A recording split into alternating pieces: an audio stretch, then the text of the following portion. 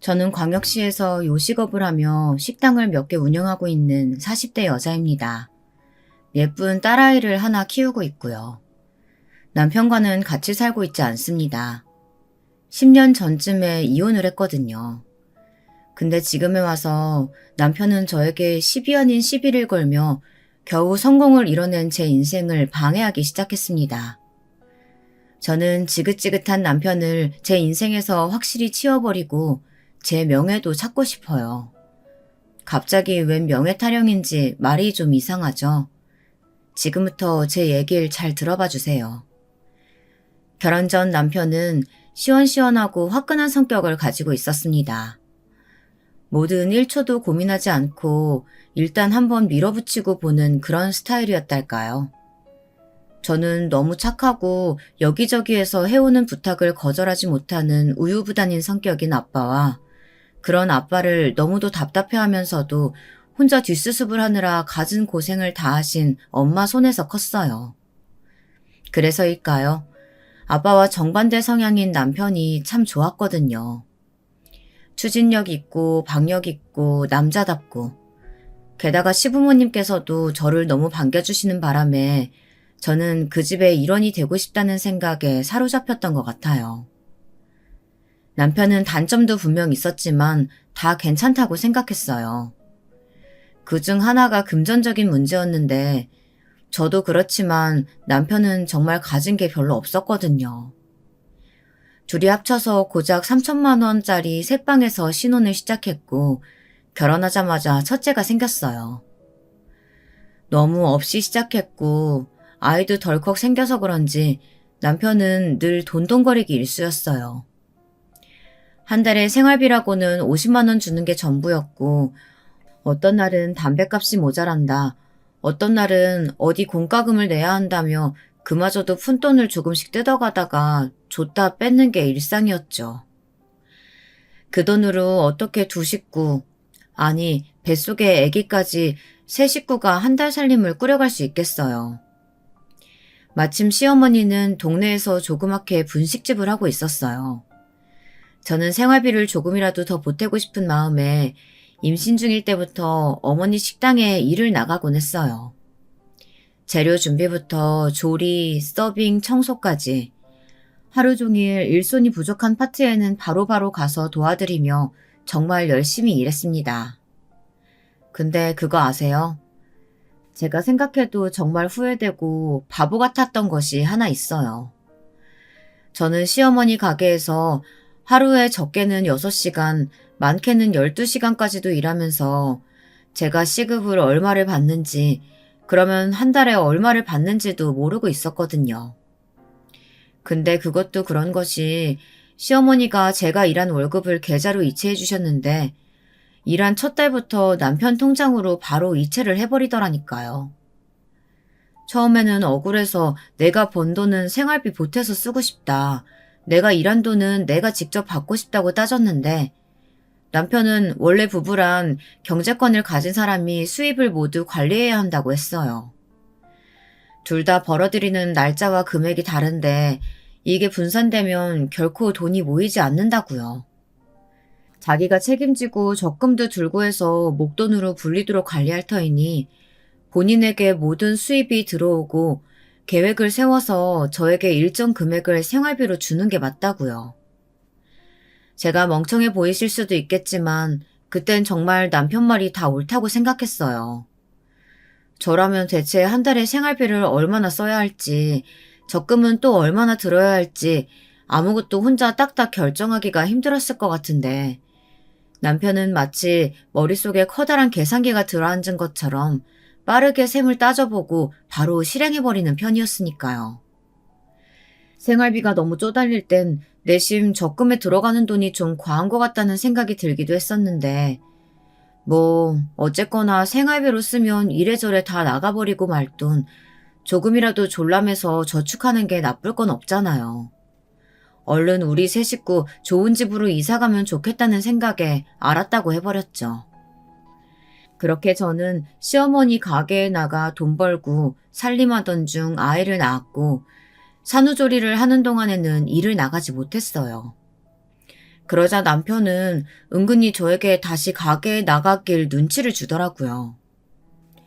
시어머니 역시 마찬가지였어요. 제가 집에 있는 걸 어찌나 눈꼴시려 하시던지 무슨 핑계를 대서라도 저를 가게에 나오게 하시더라니까요. 여러분, 혹시 출산 경험이 있는 분이 계시다면 크게 공감하실 겁니다. 갓 태어난 아기들이 어디 그냥 혼자 먹고 자고 한답니까? 어떻게든 어르고 달래서 먹이고 낮잠 재워놓으면 그렇게 귀신같이 기가 막히게 알고 시어머니가 전화를 걸더라고요. 저는 우리 집 어딘가에 CCTV라도 달린 줄 알았어요. 얘, 너 뭐하고 있니? 조용한 거 보니까 우리 손자 자나 보네. 심심하면 가게나 나와라. 제가 어머니 방금 애 재웠는데 라고 우물쭈물 대답하면 전화벨이 시끄러운데도 안 깨냐? 아니 자고 있으면 더 잘 됐구먼. 포대기에 싸서 업고 나와. 애를 너무 그렇게 집에만 꽁꽁 싸매고 있으면 못 쓴다. 그렇게 제가 쉬는 꼴을 못 보시더라고요. 반찬거리를 가져다 준다는 핑계로 저희 집에 들이닥치셔서는 저를 아예 떠밀다시피 데리고 가게로 나가는 일도 종종 있었어요. 그렇게 저는 아기가 첫 돌도 지나기 전에 아기를 업고 가게에 나가 애돌보랴 식당일 하랴 고된 나날을 보내야 했죠. 남편과의 갈등은 아이가 자라고 어린이집에 다니기 시작하면서 본격적으로 시작된 것 같아요. 저는 여전히 어머님 가게에 나가고 있었고 남편과 똑같이 돈을 벌어왔지만 아이를 등원시키는 것부터 시작해서 집안일까지 모두 저 혼자만 해야 했거든요. 저도 사람인지라 그즈음에는 정말 지친 나머지 어떤 날엔 참을 수 없이 모든 일이 신경질 나고 또 어떤 날엔 아무것도 할 수 없이 무기력해지는 것이 반복되었어요. 그러던 중에 저는 큰 사고를 겪고 말았어요. 식당에서 쓸 재료가 떨어져서 급히 시장에 종종걸음으로 다녀오다가 갑자기 머리가 핑 돌면서 눈앞이 깜깜해지더니 그대로 뒤로 넘어가 버린 거예요. 눈을 떠보니 뒤통수가 깨졌는지 머리에는 커다란 붕대를 감고 어디 대학병원 응급실에 링거를 맞고 있더라고요. 그냥 더위 좀 먹어서 쓰러진 건 줄 알았더니 의사 선생님이 하는 말이 큰 병이 의심된다. 검사를 좀 더 해봐야 한다는 거예요. 그렇게 저는 생전 처음으로 병원에서 여러 가지 검사를 받았고 청천벽력 같은 소리를 듣고야 말았습니다. 제가 암에 걸렸다는 거예요. 유방암이요. 짜증이 났다가 기운이 없다가 정신이 오락가락했던 게 그저 피곤해서인 줄 알았는데 그것도 병의 한 증상일 수도 있다고 하더라고요. 아무튼 그렇게 저는 큰 수술을 받아야 했고 그 길로 입원을 하게 되었어요. 입원한 지 사나흘쯤 됐을까? 남편이 퇴근하고 제가 입원한 병원에 들렀는데 그 시원시원한 성격의 사람이 글쎄 쉽게 입을 열지 못하고 한참을 머뭇머뭇하는 거예요. 그러더니 정말 저에겐 절대 믿을 수 없는 어쩌면 제 목숨줄이 위태로워질 수도 있는 이야기를 쉽게도 꺼내기 시작했어요. 그 수술이 언제랬지? 내일 모레라고 했나? 원무과에서 입원비랑 수술비 정산하라고 연락받았는데 그게 참 큰일이네. 생각보다 액수가 꽤 크더라고. 왜냐면 내가 수술비를 낼 돈이 없어. 이게 무슨 귀신 신하라 까먹는 소리예요. 저는 처음에는 제 수술비를 내려면 적금을 깨야 하는데 그러면 그건 손해고 당장 수술비를 낼 금액이 없다는 걸로 이해했어요. 그래서 조금 서운할 뻔하기도 했죠. 근데 그게 아니었어요. 진짜로 돈이 한 푼도 없다는 거예요. 듣는 분들도 정말 어이가 없지 않으세요? 남편 월급은 고사하고 저는 제가 일해서 번 돈도 구경 한번 해보지 못하고 다 남편에게 갖다 바쳤는데 지금까지 모은 돈이 0원이라뇨. 지금 대체 그게 무슨 말이에요? 그러니까 당신 말은 지금까지 모은 돈이 1원도 없다는 말이에요? 그동안 어머님이 제 월급도 당신 통장으로 넣어주셨잖아요. 생활비도 다 타서 썼는데 그럼 적금 넣는다고 했던 그 돈은 다 어디에 쓴 거예요? 이래저래 돈 나갈 일이 많았어. 어디 허투루 쓴 적은 없다고. 사실 내 월급 당신한테 알려준 것보다 많이 적어. 내 남자 자존심에 한 달에 꼴랑 그거 벌어온다고 할 수가 없어서 부풀려서 얘기했어. 그러니까 남는 돈이 없더라고. 게다가 회사 사정이 어려워져서 작년부터는 월급이 나오다가 말다가 했어. 그것도 차마 말 못하겠고. 그러니까 매달 공과금 낼 돈도 당신한테 생활비 줄 돈도 없길래 여기저기 빌려 쓰고 그러다 보니까 이자도 많이 나가고 그러다 보니까 이렇게 됐어. 그건 그렇고 당신 수술비 어떡하지? 몸이 아프니 화가 날 기력도 없었어요. 그저 힘없이 대물을 뿐이었어요. 그럼 나는 어떡해? 수술 꼭 받아야 한다고 했는데. 그럼 어머님한테 당신이 수술비 좀 빌려달라고 말씀드려보면 안 돼? 이미 여쭤봤지. 근데 엄마도 요새 장사도 안 되고 해서 돈이 없대. 둘 다 정말 너무하다는 생각이 들었습니다. 그런데 그 순간 갑자기 병원 문을 열고 헐레벌떡 저희 친정엄마가 들어오시는 것 아니겠어요? 괜히 걱정하실까봐 병원에 입원했다는 말도 안 드렸는데 어떻게 아셨는지 놀라서 막 뛰어오셨더라고요. 이게 무슨 일이야? 갑자기 쓰러지길 왜 쓰러져? 괜찮다니? 아이고, 머리에 이 붕대가 뭐야? 어디가 아픈 거래? 큰 병은 아니지? 진정하세요, 장모님. 큰 병은 아니래요. 수술하면 낫는다고 이번 주에 수술하기로 했어요. 웃기지도 않더라고요. 돈도 없다는 사람이 이번 주에 수술한다는 소리를 대체 왜 한대요? 근데 알고 보니까 남편은 친정엄마에게 아픈 제 모습을 보이고 수술비를 용통해달라고 하려던 속셈이었어요. 어느 엄마가 딸이 아파서 그것도 유방암에 걸려서 당장 수술을 해야 한다는데 수술비를 안 해줄 수 있겠습니까? 엄마는 날이 밝자마자 당장 수술비를 구해오셨긴 했지만 건네면서 남편에게 따끔히 한마디 하시는 것도 잊지 않으셨어요. 내 딸이 아프다니 천금이 아깝지 않지만은 대체 자네는 뭐 하는 사람이야? 평소에 듣기로 김서방 자네가 돈 관리 다 한다고 알고 있는데 처자식이 있는 사람이 이런 큰일 있을 때 대비해서 돈 100만 원이라도 쥐고 있어야지. 이번 일 교훈 삼아서 앞으로는 무조건 비상금 만들어두도록 해. 알았어? 남편은 네네 하면서 고개를 끄덕이긴 했지만 조금 자존심이 상한 것 같았어요. 본인 월급이 너무 작아 부끄러워 제게 부풀려 뻥을 쳤다는 사람이 돈 때문에 장모에게 공개적으로 타박을 들었으니 그럴만도 했겠다 싶었죠. 아무튼 그렇게 저는 무사히 수술을 받게 되었고 그래도 경과가 좋아서 앞으로 관리만 좀 잘하면 되겠다는 의사 선생님의 이야기를 듣고 퇴원을 하게 됐습니다. 그 뒤로는 시어머니 가게에 나가지 않았죠. 허무했거든요. 애까지 들쳐업고 뼈 빠지게 번 돈이 모래알처럼 제 손을 빠져나간 것도 그랬고 아무튼 건강이 최고지 그놈의 돈이 더 중하냐는 생각으로 저는 회복에만 전념했어요. 제 몸은 점차 나아지고 있었지만 남편과 시어머니는 그때부터 대놓고 저를 홀대하기 시작했어요.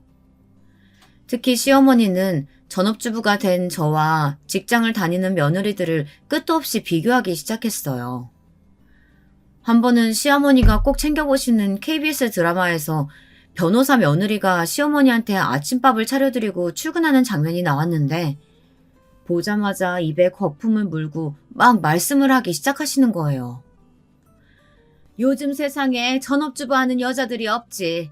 저 며느리가 변호사야, 변호사. 저런 고급 전문직도 여자들이 맘만 먹으면 다 꿰차고 승승장구할 수 있는 시대 아니야. 그러니까 누군 저렇게 변호사까지 하는 며느리 보고 누군 그저 집에서 밥이나 하고 살림이나 하는 그저 그런 며느리에 만족하고 살아가는 거지. 아이 참. 그러고 보니까 저 며느리는 시어머니 아침밥까지 차려주고 출근하네. 아유, 부러워 죽겠네. 대체 왜 드라마와 현실을 비교하시는 건지, 막말로 어머님은 저에게 해준 것이 뭐가 있다고요. 본인 아들부터가 변호사 며느리씩이나 데리고 살 군번이랍니까? 그리고 그 드라마 속 시어머니는 며느리를 극진히 위해줬어요.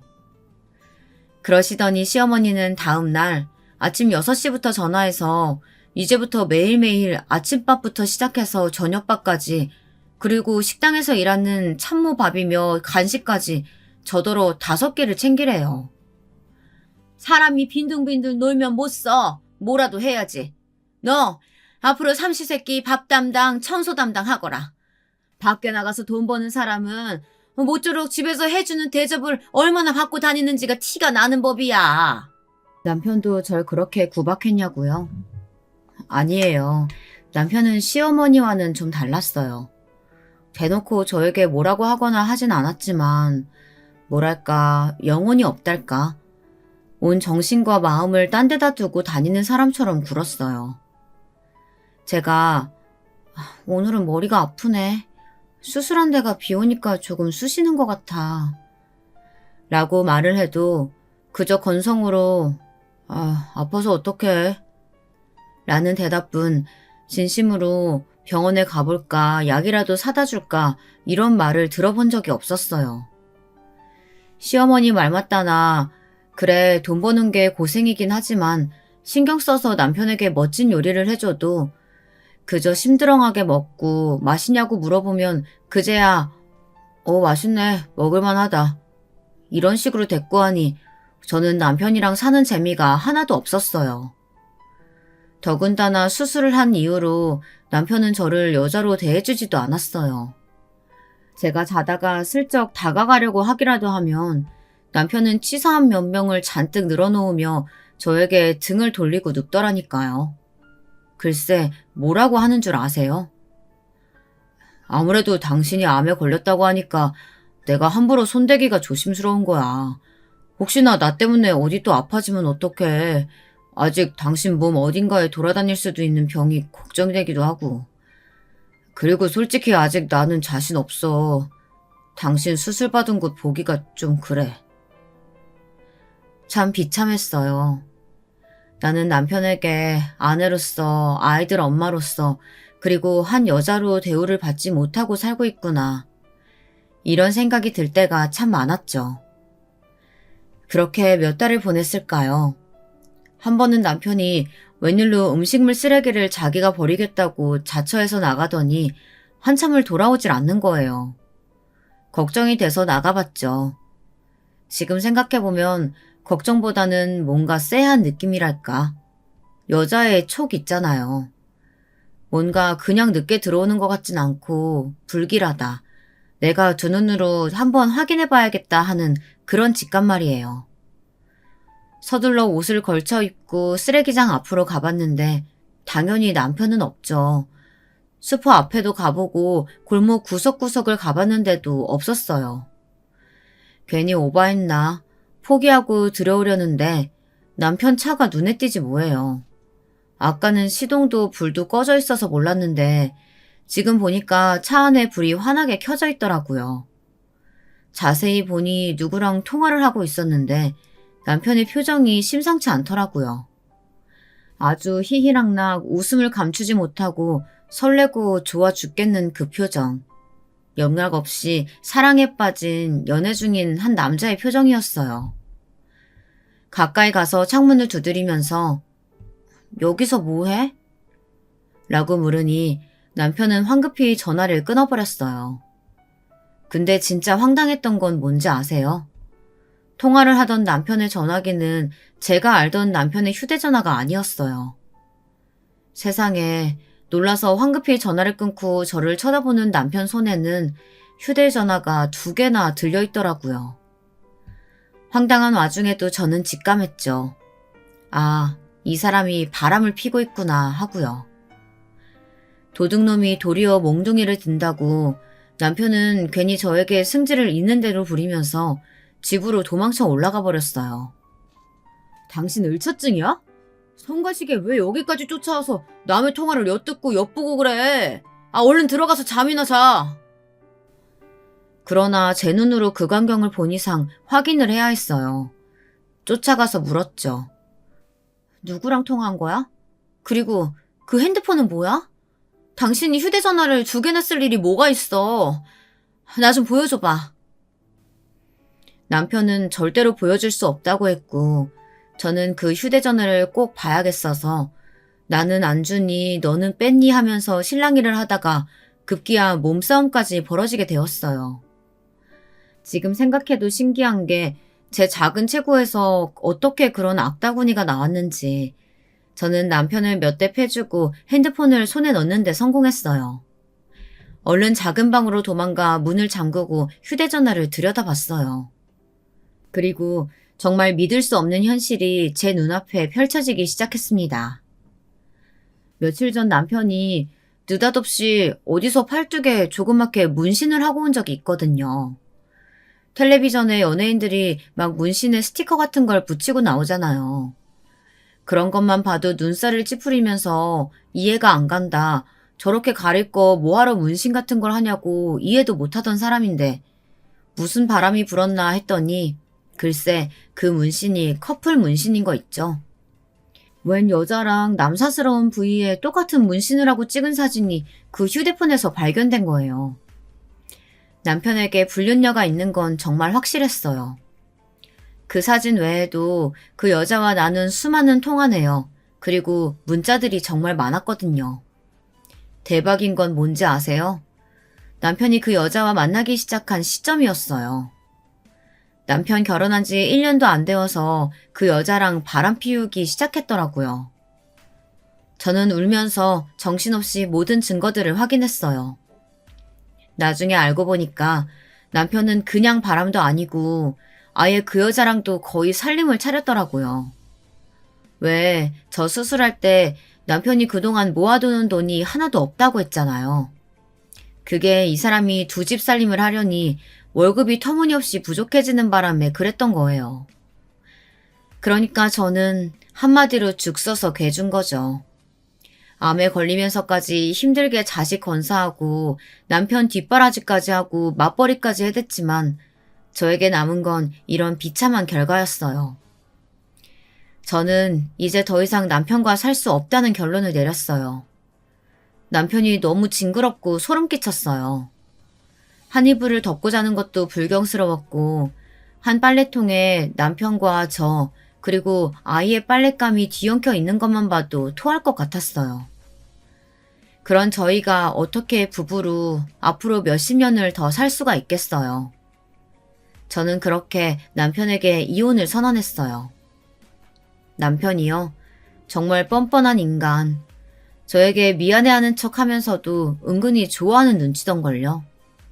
본인도 2집 살림을 몇 년씩이나 이어오는 게 얼마나 기가 빨리고 힘들었겠어요. 네, 100번 이해한다 치고 저 역시 빨리 모든 것을 끝내고 싶은 마음뿐이었어요. 제가 원한 건 단 하나, 위자료를 두둑히 받는 것이었죠. 제가 그동안 아끼고 아껴 쓴 생활비로 적금을 부었어도 지금쯤 꽤 됐을 테고 제가 번 돈도 고스란히 모았다면 그것도 수천만 원 될 거 아니에요. 더구나 저는 앞으로 아이와 둘이 살아가야 하잖아요. 그런데 남편은요, 둘 다 어림도 없다고 했어요. 뭐? 이 집 전세금을 다 너한테 줘? 야, 미안한데 이 집 전세금 다 빼서 쓰고 월세 돌린 지 오래야. 그것도 월세 몇 달 못 냈더니 보증금에서 깎여서 이제 받을 돈도 없을걸? 그리고 네가 애를 키운다고? 그것도 절대 안 돼. 너는 직장도 없고 암도 걸렸잖아. 안 되겠다 싶어 남편의 불륜녀를 찾아간 적도 있었어요. 당시까지만 해도 간통죄라는 게 있었던 터라 둘 다 감옥에 넣어도 될 법한 증거가 충분했지만 그 전에 그 여자에게 기회를 주고 싶었어요. 남편을 설득해 제가 아이를 데려가게 해주고 위자료도 주게 하면 깔끔하게 헤어져 주겠다고 말하려고 찾아갔던 거예요. 어머, 위자료요? 그건 오빠한테 달라고 하세요. 왜 저한테 이러세요? 저는 오빠 이혼에 하나도 관심 없어요. 사실 그쪽이 이혼 안 함 그게 더 좋기도 한걸요? 왠지 남의 떡 뺏는 기분이 더 좋거든요. 언니, 그냥 눈 딱 감고 2년, 아니 1년만 더 모른 척 참고 살면 안 돼요? 저도 이제 슬슬 좀 재미가 없어서 좀만 더 같이 놀다가 깨끗하게 돌려드릴 수 있는데. 좀 푼수같이 생긴 게 맹한 소리를 막 놀아놓더라고요.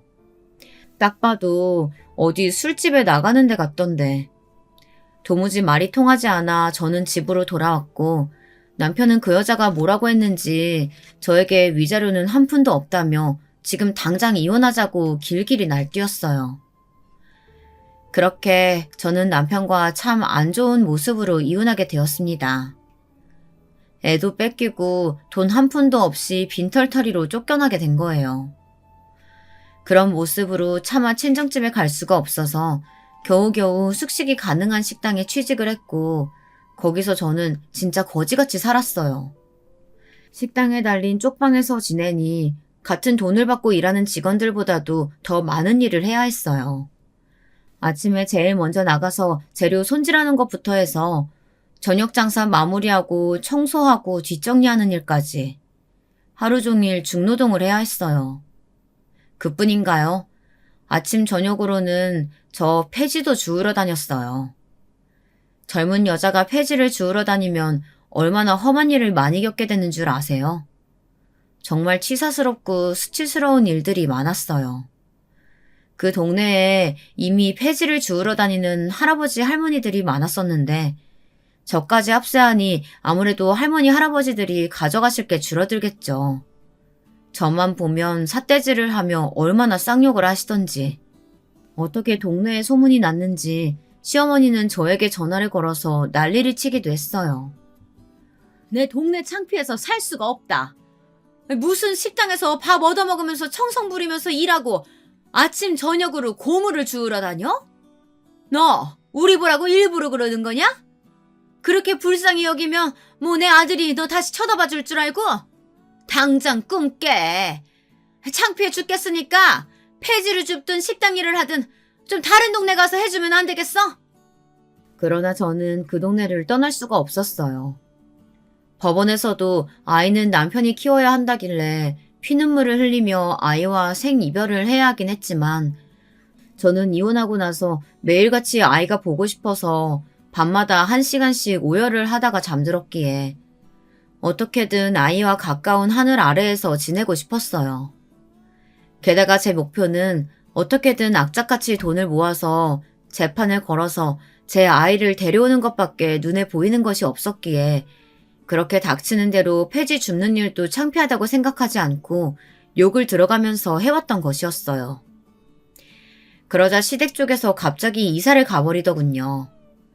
그나마 먼 발치에서라도 가끔 아이를 지켜보는 게 제 유일한 낙이자 삶의 이유였는데 제가 수소문할 겨를도 없이 어디론가 이사를 가버렸어요. 그렇게 몇 년이 흘렀고 어느 날 참 재밌는 일이 일어났어요. 인생이요. 고달프고 서글플 때가 참 많지만 이렇게 재미나고도 속이 후련한 일이 가끔씩 벌어지는 재미에 우리들 모두가 살아가고 또 살아갈 힘을 얻는 게 아니겠어요. 그날은 비가 참 많이 오는 날이었어요. 저희 친정엄마가 은행에 볼 일이 있어서 집을 나섰는데 비가 어찌나 억수로 쏟아지던지 생전 안 타던 택시를 타고 가야겠다 하는 생각이 드시더래요. 큰 길가에 나서서 보니 마침 손님을 내려주는 택시가 있어서 잘됐다 싶어서 다가갔는데 글쎄 택시에서 내리는 손님이 저희 시어머니인 거 아니겠어요? 뜻하지도 않게 아는 얼굴을 만나 놀란 엄마에게 시어머니가 말을 걸었다고 해요. 어머, 이게 누구셔? 이 동네 여전히 사시는구나? 딸은 어쩌고 이 빗속에 혼자 돌아다니신데? 아니 그러고 보니까 아직도 딸 거지같이 살아요? 저희 엄마를 알아본 순간 다짜고짜 조롱을 하면서 막말을 하더래요. 근데 대박인 건 뭔지 아세요? 그 순간 제가 최고급 벤츠를 타고 나타났거든요. 저는 처음에는 엄마가 웬 아주머니랑 이야기를 하고 계시길래 길에서 우연히 친구분을 만나셨나 싶었어요. 친구분도 같이 어느 방향 맞으면 태워다 드릴까 하는 생각에 엄마 하면서 내렸더니 시어머니가 저를 보고 놀라서 개거품을 물고 쓰러지더라고요. 시어머니를 알아보고 저도 처음에는 크게 놀랐어요. 그렇지만 이런 성공한 제 모습을 이런 우연한 기회에 보여드리게 되어 뿌듯한 점도 있었어요. 그렇게 저에게 밖에서 돈 벌어오길 바라시던 양반이 제가 이렇게 큰 돈을 버는 사람이 되었다는 걸 알면 얼마나 속쓰려할까 싶은 생각을 몇 번 한 적이 있었거든요. 어머니, 그동안 잘 지내셨어요? 저 보고 많이 놀라셨나 봐요. 근데 듣자 하니까 여전히 말을 좀 신중하지 못하게 하시네요. 방금 딸은 아직도 거지같이 사냐고 하셨어요? 저희 엄마더러 그런 건 대체 왜 물으시는 거예요? 저 거지처럼 안 살아요, 어머니. 보면 아시겠지만 남부럽지 않게 떵떵거리고 산답니다. 길 가는 사람들한테 한번 물어보세요. 여기서 제일 거짓골하고 있는 건 어머니 같네요. 아니, 네가 어떻게... 분명히 어디 식당에 얹혀 산다고 내가 몇 년 전까지 소문 들었는데. 아직도 못돼 먹은 성질은 여전한지 시어머니는 제가 아직도 지질이 못 살기를 꼭 바라는 사람처럼 말을 하는 거 있죠. 저는 방긋 웃으면서 말했어요. 저라고 새 출발하지 못하라는 법 있나요? 마침 잘 됐네요. 이제 슬슬 아이 거치 문제도 상의할 겸 연락드리려고 했는데. 제 명함이에요. 한번 놀러오세요. 네가 여기 사장이라고? 말도 안 돼. 그때 이혼할 때 분명 한 푼도 없었는데. 오라, 알겠다. 너 우리 아들이랑 살 때 몰래 생활비 빼돌려서 몰래 딴 주머니 창게로구나. 그렇게 모두를 깜찍하게 속이고 이제 눈앞에 시댁이 안 보이니까 이렇게 커다란 가게 차리고서 떵떵거리고 살고 있었어. 참 기가 막혀서 말이 안 나오더라고요. 그럴 리가요. 제가 일해서 번 돈까지 알뜰히 본인 아들 통장으로 계좌 이체해 주셨으면서 너무도 어처구니가 없었지만 거기서 대거리를 할 만한 가치조차 느끼지 않았기에 저는 상큼하게 저희 엄마만 쏙 모시고 그럼 연락 주세요, 어머니. 하고 인사를 드리고 저희는 멋지게 차를 타고 미끄러져 그 자리를 떠났답니다. 시어머니 말 맞다나 참 거지같이 살았던 제가 어떻게 부자가 되었는지 그 이야기를 이제부터 들려드릴게요. 이혼 직후 식당에 딸린 방에서 살게 되었다고 이야기했었죠. 근데 그게 어쩌면 오히려 저에게 큰 기회가 되었어요. 식당을 운영하는 일이 100이라면 100을 모두 빠삭하게 익힐 수 있었거든요. 식당 일을 하면서 저는 언제 손님이 제일 많이 들고 적게 드는지를 파악하게 되었고 무엇을 좋아하고 싫어하는지 대중적인 호불호를 알 수 있게 되었어요. 식재료는 어디서 구하는 게 제일 신선하고 저렴한지, 사람들은 밑반찬으로 뭘 내주면 거의 남기지 않는지 등을 알게 되었습니다. 사람들 응대하는 것도 점차 요령이 생기기 시작했어요. 손님 응대는 물론이고 제법 많은 인원의 직원들과도 큰 탈 없이 잘 지내는 탓에 점차 직원들 사이에서도 높은 자리까지 올라가게 되었어요. 그러면서 식당 일을 하지 않아도 되는 아침 저녁에는 지독히도 일을 하며 돈을 벌었습니다. 폐지 줍는 일은 이제 드리는 시간보다는 돈이 많이 되질 않아서 새벽에는 일찍 나가 녹즙 배달, 빈 건물 화장실 청소하기 등을 했고 저녁에는 대리기사나 전단지 돌리기까지 닥치는 대로 일을 했습니다. 그러니 제법 돈이 쏠쏠히 모이더군요. 게다가 시어머니가 이사를 가버리는 바람에 아이에게 그나마 조금씩이라도 용돈조로 쥐어줬던 돈까지 쓸 곳이 없어져서 저는 그런 푼돈까지 알뜰하게 모아 얼른 제 명의로 된 식당을 하나 차려 빨리 아이를 데려야겠다 생각밖에 없었습니다.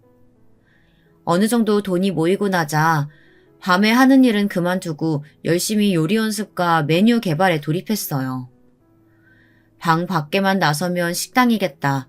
밤새 연구를 하니 그럭저럭 실력이 쑥쑥 늘어나는 게 느껴졌어요. 그거 아세요? 사실 저희 시어머니가 입은 거치신데 손맛이 좀 좋았거든요. 분식집에서 일을 할 때 떡볶이를 끓일 때에도 오뎅을 끓일 때에도 어디에나 쓰려고 늘상 만드는 육수가 있었는데 그게 제법 맛이 있었단 말이에요. 마침 그 육수가 생각나서 이리저리 연구했더니 먹어본 사람은 누구나 극창하는 음식이 만들어지더라고요. 지금 생각해보면 그 육수는 분식에는 별로 안 어울리는 육수였어요. 아무튼 그렇게 저는 공들여서 식당을 오픈했고 그게 대박이 난 거죠. 원래 식당에서 분점이 하나 둘 늘어나게 되었고 저는 체인점을 여럿 거느린 식당 사장이 되었어요. 그뿐인 줄 아세요?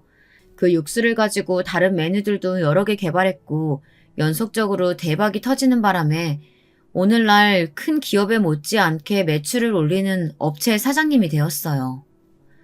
저희 동네는 서울은 아니고 광역시이지만 큰 시내에 나가면 제 식당을 못해도 10개는 지나치셔야 할 겁니다.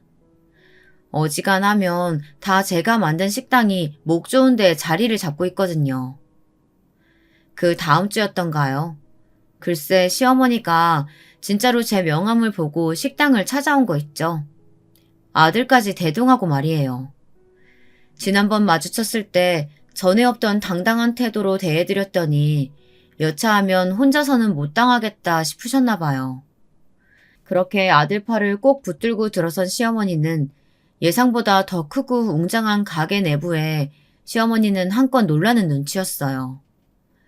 눈이 휘둥그레져서 어디 산골짜기에 살다가 처음 도시 구경을 온 사람처럼 이리 두리번 저리 두리번 거리기 바쁘더라고요. 남편은 어색하게 제게 인사를 건넸어요. 이게 누구야? 오랜만이네. 잘 지냈어? 당신 신수가 환해졌다. 엄마가 당신이 여기 사장이라서 말도 안 되는 소리라고 했다가 정 못 믿겠으면 같이 가보자고 해서 와봤는데 이거 정말 자기가 운영하는 가게야? 헤어질 땐 그렇게 남보다 못하게 굴었던 사람이 멀끔해진 제 모습을 보더니 태도를 바꾸어 저에게 아주 공손하고 젠틀하게 말을 걸더라고요. 네, 보다시피 잘 지냈어요. 당신은 얼굴이 영 안 됐네. 밥은 먹었어요? 하고 물으니 그제서야 배가 고픈 것이 생각났는지 시어머니와 남편 둘 다 줄임배를 움켜잡더라고요. 아니 시간이 몇 시인데 밥도 안 먹고 돌아다녀요? 그 집 여자는 대체 이 시간까지 뭐라고. 아, 맞벌이 하는구나. 어머님이 전에 그러셨잖아요. 여자도 자고로 돈을 벌어야 한다고. 변호사 자리라도 할 수 있는 세상인데 펑펑 놀면 못 쓰는 거라고. 근데 이 시간까지 가족들을 굶겨서 밖에 내돌리는 걸 보면은 아무래도 엄청난 직업 가진 세며느리 들이셨나 봐요. 근데 설마 아이까지 굶겨서 학교 보내거나 하시는 건 아니겠죠? 시어머니와 남편은 꿀먹은 벙어리처럼 애꿎은 밥상만 매만져가며 아무런 말이 없더라고요. 눈치를 보아하니 전에 만났던 그 불륜녀와 살림을 차렸던가 아니면 그보다도 더 못한 모질이와 살림을 차린 모양이던데 그러니 둘 다 행색이 꼬질꼬질하고 어디서 밥도 제대로 못 챙겨 먹은 차림새로 돌아다니는 거겠죠. 저는 선심을 쓰는 척 시어머니에게 저희 가게의 메인 음식을 하나 내드렸어요. 기왕 여기까지 오셨으니까 일단 식사 먼저 하세요. 여기 정식 특으로 2상 내어드려요. 귀한 손님들이니까 정성껏 차려서 대접해드려야 돼요. 네, 알겠습니다. 명심하겠습니다, 사장님. 종업원이 저에게 공수를 하고 90도로 공손히 절을 하고 제 말에 따라 남편과 시어머니에게 극진히 대접을 하기 시작하니 둘 다 몸둘 바를 몰라 하는 눈치였어요. 그렇게 음식들이 나오고 시어머니는 몇을 뜨더니 고개를 갸우뚱거리기 시작했어요. 음식에 독이라도 탔냐고요? 그럴 리가요. 시어머니가 의문스러운 표정을 지었던 이유는 아무래도 아는 맛이었거든요. 처음 먹어보는 음식인데도 입에 착 붙는 것이 감칠맛이 돌고 그러면서도 먼 옛날 할머니가 끓여주던 정성 들인 음식을 한술 뜬 것처럼 눈이 번쩍 떠지는 그런 맛. 당연하죠. 시어머니가 몇십 년을 직접 만들고 온갖 음식에 넣어온 육수로 맛을 낸 건데 무슨 광고에서 나오던 말처럼 고향의 맛이 나서 익숙하고도 참 맛났겠죠. 이거 어디서 많이 먹어본 맛인데? 이거 내 육수로 만든 거냐? 오라. 그러고 보니 네가 내 비법을 훔쳐가지고 이렇게 큰 식당 사장까지 된 모양이구나. 딴 주머니 찬 게 아니라고 그렇게 당당하게 나와가지고 내 무슨 큰 비밀이 숨겨져 있나 해서 와봤더니 그 결과가 이거였어. 태세전환이 참 빠르시죠. 저희 시어머니가 제 음식을 먹으면 단박에 이렇게 나올 줄 알고 있었어요. 그래서 준비한 말들을 꺼냈죠. 어머님, 그 육수가 비법 육수였어요? 저는 제가 시집 가자마자 하나하나 다 친절히 알려주시길래 그게 흔한 조리법 중 하나인 줄 알고 있었어요. 또 매일 저에게만 하루에 적게는 3번, 많게는 6번까지 끓이게끔 하시길래 그 육수는 저에게 오로지 전수해 주신 걸로만 받아들였는데요. 그런데 그걸 비법이라고 하시고 빼돌렸다고까지 하시다니 말이 너무 심하신데요? 그러자 남편이 나섰습니다. 엄마 말이 맞지. 나도 엄마가 이렇게 해준 음식 어렸을 때 많이 먹고 컸는데 친구들도 우리 집 오면 이런 음식 처음 먹어봤다고 다 맛있다고 했단 말이야. 그러니까 엄연히 이 식당이 잘 되는 데는 우리 엄마 공이 크지. 아, 그래요? 근데 이상하죠?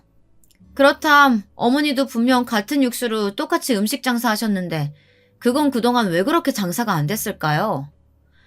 장사가 안 되니까 제가 하루에 12시간씩 가게에서 일을 해도 어머니는 저한테 쥐꼬리만큼의 월급만 주셨잖아요. 그뿐이었어요? 심지어 며느리인 제가 암에 걸렸을 때 수술비도 융통해주지 못할 만큼 장사가 안 된다고 하셨잖아요. 그건 대체 무슨 이유라고 할 수 있을까요? 그건 그렇게 말하면 안 되지. 장사가 잘 될 수도 있고 안 될 수도 있는 거지. 여하튼 명백히 자기는 우리 엄마 비법 훔쳤고 지금까지 이렇게 큰 가게 이뤄냈으니까 어느 정도 보상은 해줘야겠어. 이 가게 대체 얼마야?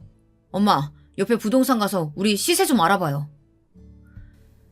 멍청한 사람인 줄로만 알았더니 부동산 가서 남의 가게 시세까지 따져볼 줄 알고. 이 사람들이요. 이렇게 사람 등골을 빼먹는데 수 같은 사람들입니다. 제가 어떻게 일궈낸 사업인데 번듯한 가게 모양만 보고 그동안 거지같이 살면서 했던 갖은 고생과 겪어야 했던 수모들을 모른 채 하고 자기들이 권리가 있다. 이 말만 계속해서 주장을 하더라니까요. 급기야 흥분한 시어머니는 저에게 달려들어 머리채를 잡으려고까지 했어요. 그러나 젊고 건장한 저희 직원들이 재빨리 달려들어 시어머니와 남편을 제압해버리는 탓에 오히려 그 둘은 몸만 축났고 돌아가게 되었죠. 알아볼 대로 알아본 것인지 시어머니와 남편은 저에게 내용 증명을 보내왔어요. 어디서 싸구려 변호사에게 자문을 받은 건지 허접하기 그지없는 내용이었죠. 요지는 제가 시어머니의 비법을 훔쳐서 식당을 차려 대박이 났으니 시어머니에게 무려 5억 원을 배상해야 한다는 내용이었어요. 생활비는 꼴랑 50만 원씩 줘놓고 배상은 5억을 해달라니. 이게 두둑놈의 심보가 아니면 뭐겠어요. 저는 콧방귀도 끼지 않았고 당연히 고소장조차 정식으로 접수가 되지 않았죠. 그러자 시어머니와 남편은 약이 바짝 오른 것 같았어요. 그러더니 큰일을 벌이고야 말았습니다. 어느 날 저희 직원이 헐레벌떡 들어와서 사장님, 큰일 났어요. 하고 숨이 넘어갈 듯 난리를 치는데 직원 손에 이끌려 나가보니 놀라운 광경이 눈앞에 펼쳐졌습니다. 글쎄, 저희 가게 앞 큰 대로변 건너편, 정확히 맞은편에 똑같은 음식점이 하나 생긴 거 아니겠어요? 외관도 아주 비슷하게 가게 이름도 토씨 하나만 바꿔서 기가 막히게 간판을 달아놓았더라고요. 크기는 또 어찌나 무식하게 큰지 무심코 지나치다가 보면 시어머니가 새로 차린 가게가 본관이고 저희 가게가 마치 그 가게의 별관인 것처럼 보일 수도 있겠더라니까요. 오픈식도 어찌나 막자지껄하게 하는지 어디서 옷을 입은 건지 벗은 건지 천조가리로 겨우 중요한 부분만 가린 여자들을 잔뜩 불러다가 세상 시끄럽게 노래를 부르고 춤을 추고 지나가던 할아버지 손을 이끌고 난리를 쳤어요. 그뿐인가요? 사람들 환심을 사려고 무슨 경품 추첨인지도 하고 제가 봤을 땐 제법 단가가 나가는 음식도 그냥 공짜로 막 줘버리더라고요.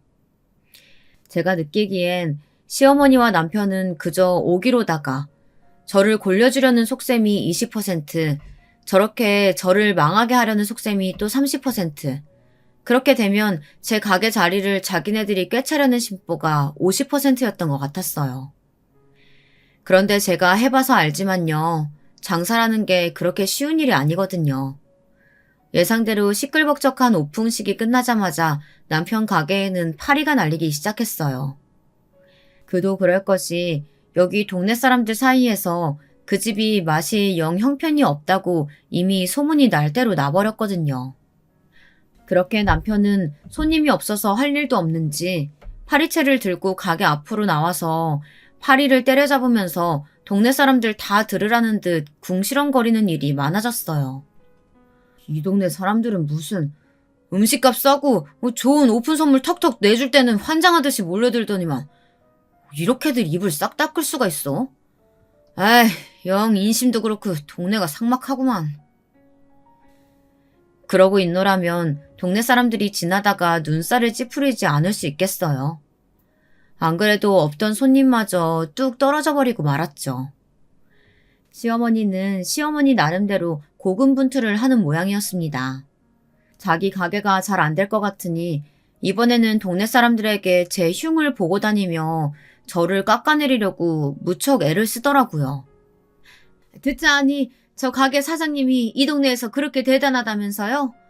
여자 혼자서 으리으리한 가게를 몇 개씩이나 하고. 근데 그거 아세요? 저 사장님 제 전 며느리였다오. 글쎄, 제가 평생을 연구해온 비법을 훔쳐서는 동네에서 식당 하던 호랩이랑 눈 맞아서 이렇게 먼 타지로 도망와가지고 식당 차린 것이 대박난 거라니까요. 제가 독하디 독한 것이 돈에 눈이 멀어서 제 자식까지 떼놓고 집 나간 여자예요. 지금도 봐요. 그래도 정부치고 자식까지 낳고 한 식구로 살았던 제 남편이랑 시어머니가 이렇게 지척에서 살게 됐는데 눈길 한번 주지 않잖아요. 지독하기가 내 아는 사람 중에 최고라니까요. 이런 식으로 제가 웬 남자랑 바람이 나서 도망쳤다느니 애까지 버렸다느니 하는 헛소문을 내고 다녔어요. 다른 건 다 참겠는데 이런 헛소문을 내는 건 정말 못 참겠더라고요. 혹시나 아이가 이런 소문을 듣고 정말 제 엄마가 바람이 나서 자기를 버리고 나갔다고 생각하면 어쩌지, 이런 끔찍한 생각이 들었어요. 그래서 생각난 묘수가 그때 만났던 그 모자란 불륜녀를 꼬여내는 것이었어요. 불륜녀는 어떻게 남편에게 코가 깨었는지 남편과 재혼을 해서 여전히 같이 살고 있더라고요. 한번 불러내서 만났더니 뭐 그레이 절친한 사이라고 반색을 하면서 인사를 해봤어요. 어머 언니, 몰라보겠어요. 내가 알던 그때 그 본처 언니 맞죠? 세상에, 이렇게나 오목조목 예쁜 얼굴이었구나. 그때는 고생도 너무 많이 하고 속도 많이 끓여서 그런가 얼굴이 말이 아니었는데. 이렇게 낯선 동네 와서 다시 보니까 반갑고 그래요. 네, 잘 지냈어요? 근데 아가씨는 얼굴이 많이 상했어요. 어머님이 식당 일 많이 시키시죠? 일은 할만해요? 아, 참. 안 그래도 그 식당 때문에 화딱지 나서 못 살겠다니까요? 아니, 어머님 진짜 정신이 좀 어떻게 되신 것 같아요. 저를 얼마나 못 부려먹어서 안달인지. 손님 끌어온답시고 동네 아저씨들 데리고 가서 죽치고 앉아서 막 술이나 마구 먹어버리는 게 차라리 낫다니까요. 그게 오빠 눈치는 보여도 마음도 편하고 그때야 술이나 실컷 먹지. 안 그러면 자꾸 저한테 뭐 비법 육수? 뭐 그딴 걸 끓이라고 하질 않나. 직원들 밥을 해대라고 하질 않나. 요리조리 도망치느라고 죽겠다니까요. 사실은 제가 남편과 시어머니가 이사를 오고 나서 아이를 너무 보고 싶은 마음에 한달음에 달려가 먼발치에서 눈물을 뚝뚝 흘리면서 아이를 몰래 바라보다 돌아온 적이 있었는데요. 이 여자가 맹하고 모질 같은 구석은 있어도 한 가정의 남편을 그렇게 깨어내긴 했어도 악한 마음은 없는 사람인지 저희 애한테는 퍽 잘 대해준 모양이더라고요. 시어머니와 남편 행색은 추레했지만 아이만큼은 아주 예쁘게 머리도 따와주고 좋은 옷과 신발도 많이 사주는 것 같았고요. 무엇보다 아이가 티 없이 맑게 환하게 웃으면서 그 여자에게 이모하며 달려들고 그 여자도 아이를 꼭 안아주는 모습이 영락 없는 사이좋은 한 자매 같아 보이기도 했어요. 아이를 곁에서 돌보지 못했다는 죄책감에 늘 시달리던 저는 그 여자에게 그것만큼은 참 고마운 마음이 들었어요. 그래서 제안을 했죠. 그쪽이 그저 연애 감정으로 한 남자와 만남을 이어갔던 대가로 나는 이렇게 이혼까지 당하고 갖은 고생을 하며 살아야 했어요. 그런데 한편으로는 고맙다는 생각도 들어요. 그쪽이 그 당시 그렇게 상황 만들지만 않았어도 나는 평생 그 집에서 노예처럼 살고 있었을 테니까요. 이렇게 악착같이 성공도 거둬들이지 못했겠죠. 그땐 제가 정말 철이 없었어요. 제가 좀 푼수 같잖아요, 언니. 사리분별도 잘 못하고 뭐가 옳고 그런 건지 그땐 정말 관심도 없고 따질 줄도 몰랐어요. 죄송해요. 이제 와서 사과를 듣자고 하는 건 아니에요. 그동안 그쪽도 모자란 남편하고 시어머니 모시고 살고 자기 자식도 아닌 애 살뜰히 챙겨주느라 고생 많이 한 것 같아요. 그것으로 죄의 전부는 아니어도 글쎄 어느 정도 갚아나갔다고 할 수도 있을까요? 그쪽이 나를 마지막으로 한 번만 더 도와준다면 나도 그쪽이 이 모든 것을 다 잊고 새 출발할 수 있도록 도와주고 싶은데 어때요? 그렇게 저와 불륜녀는 손을 잡게 되었어요. 불륜녀에 의하면 남편과 시어머니는 무리해서 큰 가게를 차리면서 큰 빚을 여기저기 졌다고 합니다. 제 가게가 대박이 난 걸 보고 금세 자기네도 큰 돈을 벌어들일 줄 알고 덥석 빚을 낸 거죠. 그것도 모자라 화려한 오픈 행사를 하고 큰 선물도 이것저것 장만해서 나누어 주었지만 장사가 워낙 안 된 탓에 온 가족이 거리로 나앉게 생겼다나요. 그렇게 차일피일 빚은커녕 이자도 갚지 못하자 빚쟁이들이 쫓아와서 진짜로 그 가게며 남편네 집을 경매로 넘겨서 헐값에 싹 팔아버렸대요. 그 정보를 불륜녀는 모두 저에게 알려주었어요. 그래서 저는 남편의 집과 가게들을 경매 날짜에 맞추어 모조리 사들일 수 있었죠. 그런 이유로다가 짐을 모조리 빼야 하는 약속된 날짜가 되자 망연자실에 있는 남편과 시어머니 앞에 나타난 사람은 다름 아닌 저였습니다. 남편과 시어머니는 저를 보자마자 귀신이라도 본 듯 바들바들 떨기 시작했어요. 화가 나서일까요? 아니면 돈 한 푼 오갈 데도 없이 며느리에게 쫓겨날까봐 두려워서였을까요? 네가 여긴 또 웬일이냐? 그 고소해 죽겠다는 표정은 또 뭐고? 그래, 망한 집구석 구경이라도 하러 온 거냐? 아니요, 어머니. 저는 이제 어머니에게도 이 사람에게도 전혀 관심이 없어요. 어머니와 저 사람이 무슨 일 당하시던 고소해야 할 마음도 불쌍히 여길 마음도 남아있질 않다고요. 그저 저는 집주인으로서 이전에 살던 사람들의 짐이 잘 빠져나갔는지 집 상태는 어떤지 확인하러 온 것뿐이에요. 뭐야? 우리 집 경매에 넘어가게 하고 또 그렇게 헐값에 사들인 게 너였단 말이야? 말은 바로 해야죠. 제가 이 집을 헐값에 산 건 맞지만 경매에 넘어가게 만든 건 바로 당신과 어머님의 어리석음 때문 아닌가요? 아이 짐은 저쪽에다가 따로 빼주세요. 오늘부터 제가 데려갈 테니까요. 네가 무슨 자격으로 애를 데려가? 안 된다. 절대 내 손주는 못 내놓는다. 저는 가방에서 서류를 하나 꺼내 던져주었어요. 양육권 소송을 걸 예정이에요. 일전에 저한테 경제적 능력이 없다는 이유로 아이를 뺏어가셨죠. 이젠 제 차례예요. 제가 경제적 능력이 월등히 뛰어나니 아이를 데려가겠어요. 여기 당신과 같이 살았던 여자가 증언도 해주기로 했어요. 당신과 어머니가 얼마나 아이를 그동안 구박했는지, 그리고 앞으로 키울 능력이 얼마나 없는지 말이에요. 자기와 불륜을 저질렀던 것도 그대로 법정에서 고백한다고 했어요. 남편과 시어머니는 그 자리에서 엉엉 목 놓아 울기 시작했어요. 뭐 어쩔 도리가 있나요? 이게 다 본인들이 자초한 일이고 순리인걸요. 그렇게 저는 아이를 무사히 데려올 수 있었습니다. 저에게 도움을 주었던 불륜녀요. 저기 멀리 제주도에서 식당을 하나 하고 싶다고 해서 제가 분점을 내고 거기 점장으로 취직을 시켜주었습니다. 아주 성실하게 일하며 잘 지내고 있다고 들었어요. 시어머니와 남편은 그대로 거리로 떠안게 되었고 저처럼 기거하면서 일을 할 수 있는 식당을 알아보는 신세가 되었다고 합니다. 그런데 그거 아세요?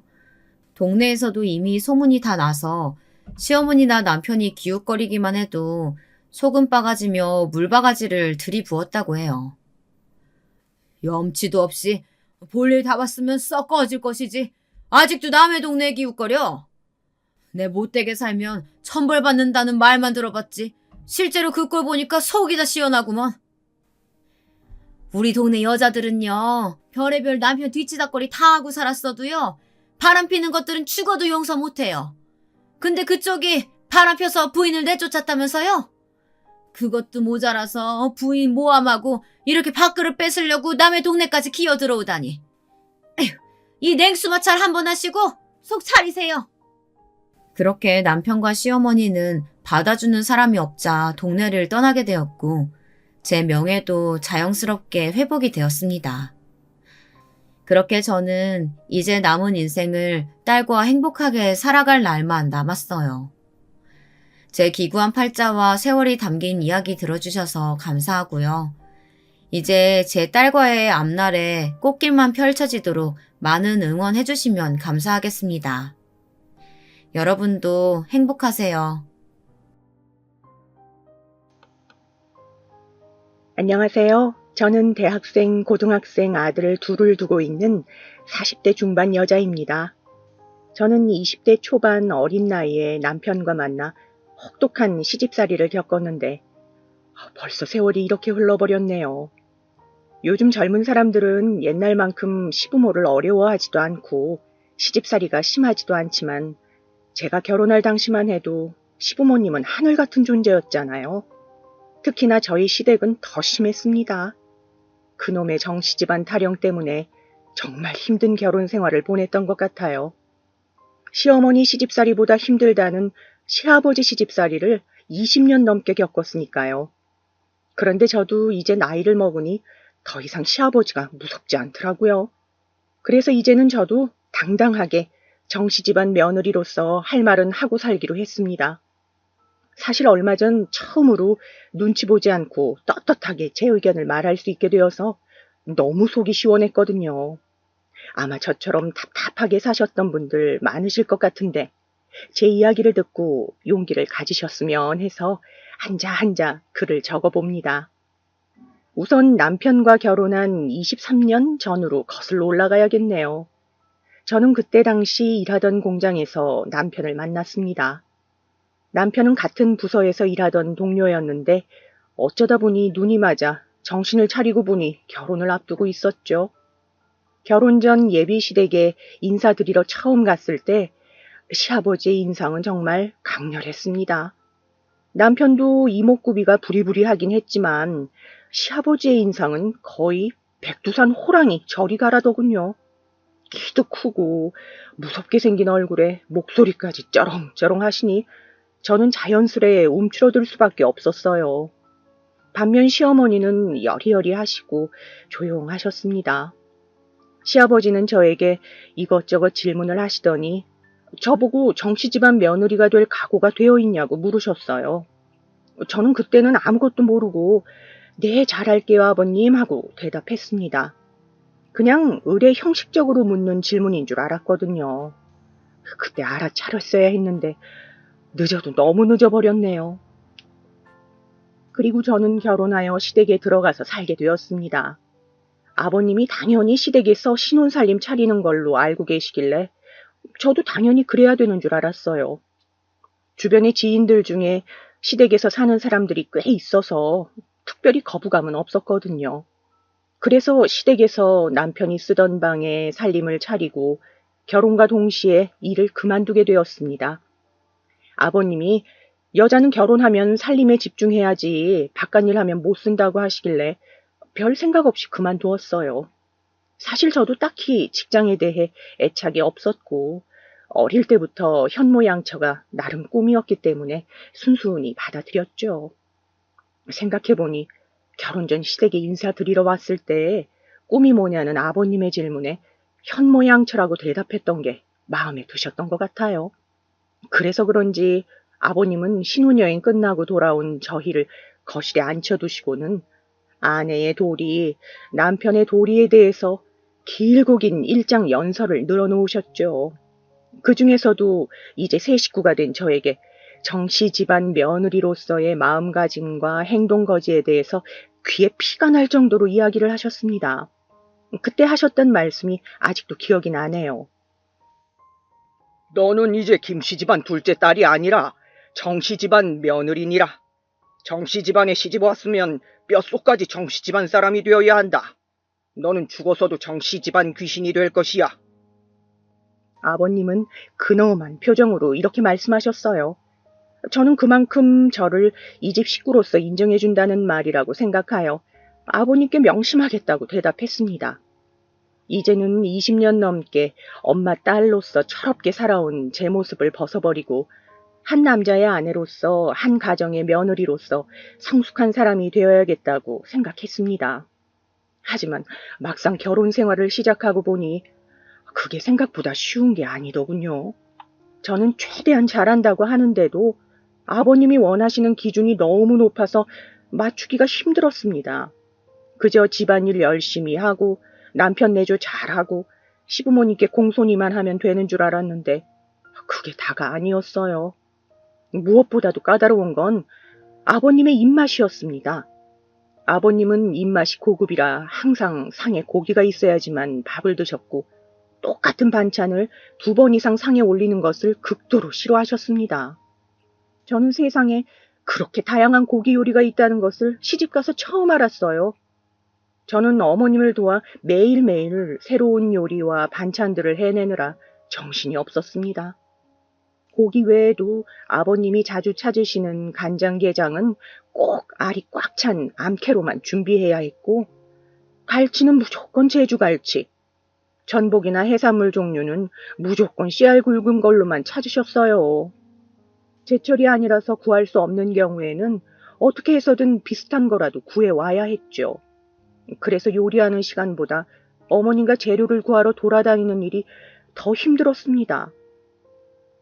게다가 입맛은 어찌나 까다로우신지 아버님 입맛에 딱 맞게 간을 맞추는 것도 여간 어려운 게 아니더라고요. 어느 날은 한우갈비를 사다가 갈비찜을 했는데 아버님이 갈비를 한 점 입으로 뜯더니 젓가락을 탁 하고 내려놓으시더라고요. 그러더니 인상을 팍 쓰고 어머님께 이렇게 말씀하셨습니다. 당신 도대체 며느리를 어떻게 가르치는 거야? 이걸 지금 먹으라고 만든 거야? 상에 올리기 전에 당신이 간 안 봤어?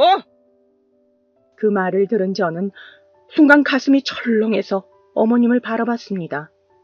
어머님은 아버님의 눈도 쳐다보지 못하고 조그마한 목소리로 말씀하시더라고요.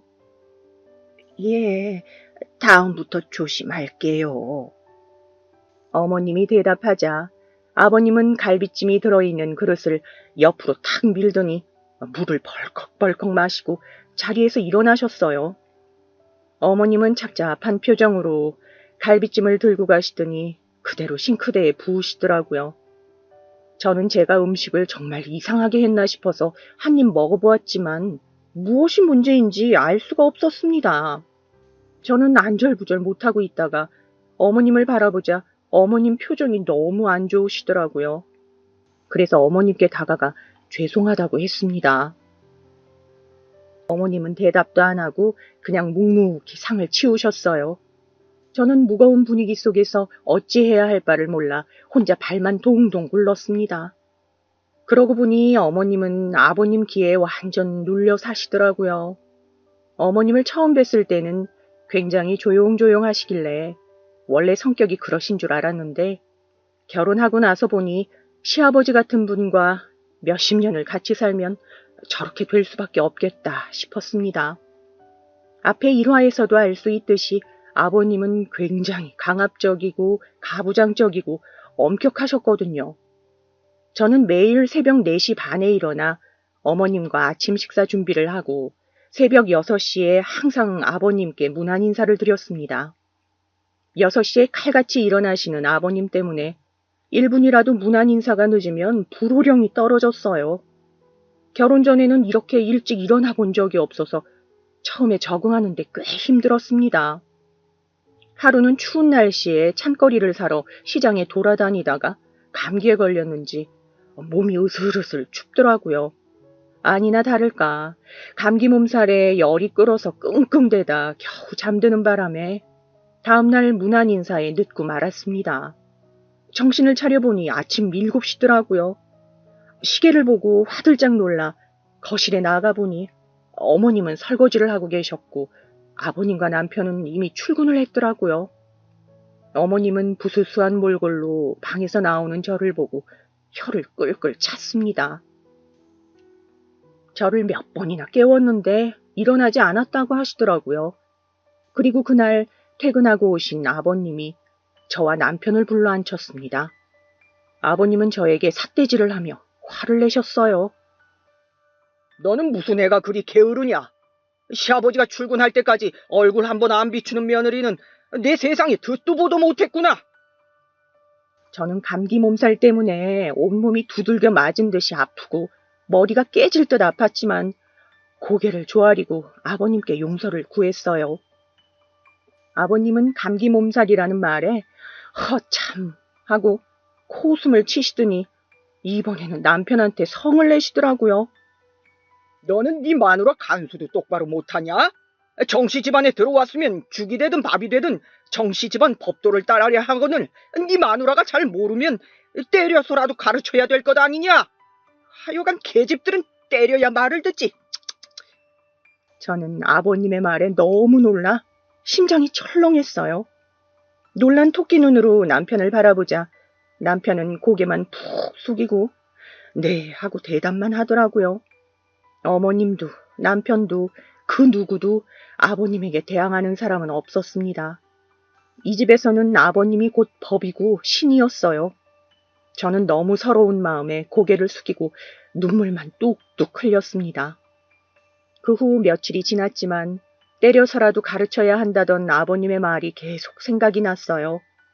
집안일을 하는 와중에도 아버님의 호통치는 그 무서운 얼굴이 자꾸 떠올라 심장이 벌렁벌렁하고 손발이 떨렸어요.